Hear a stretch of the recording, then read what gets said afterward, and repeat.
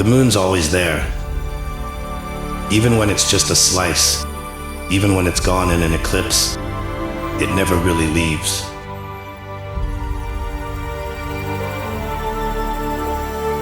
Same goes for you.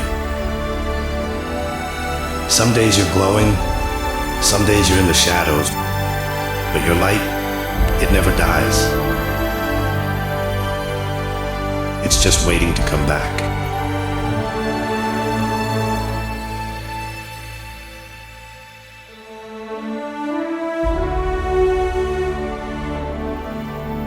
And here's the thing. In our calendar, the Jewish one, we count by the moon. Because life isn't just straight sunshine. It's cycles. Ups, downs, and fresh starts.